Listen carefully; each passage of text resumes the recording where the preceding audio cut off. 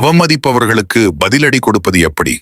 யாராவது உங்களை கூட்டத்தில் கிண்டல் செய்தாலோ அல்லது மட்டமாக பேசினாலோ உடனே முகம் சிவந்து கோபப்பட்டு அழுது விடுவீர்களா?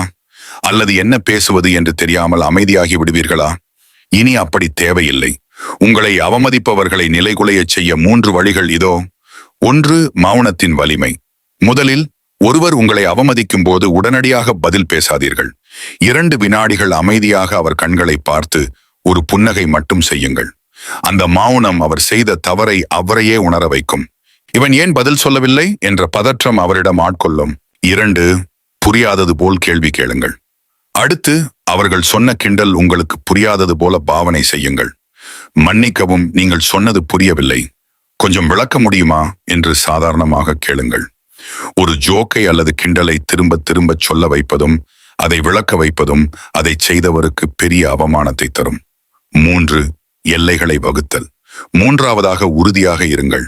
சிரித்துக்கொண்டே, இந்த மாதிரி பேச்சுக்கள் எனக்கு பிடிக்கவில்லை, இனி என்னிடம் இப்படி பேசாதீர்கள் என்று முகத்திற்கு நேராக சொல்லுங்கள். சுயமரியாதை மிக முக்கியம்.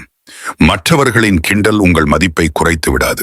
கோபப்படாமல் புத்திசாலித்தனமாக கையாளுங்கள்.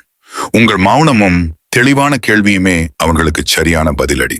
இந்த வீடியோ பிடிச்சிருந்தா உங்க நண்பர்களுக்கு ஷேர் பண்ணுங்க.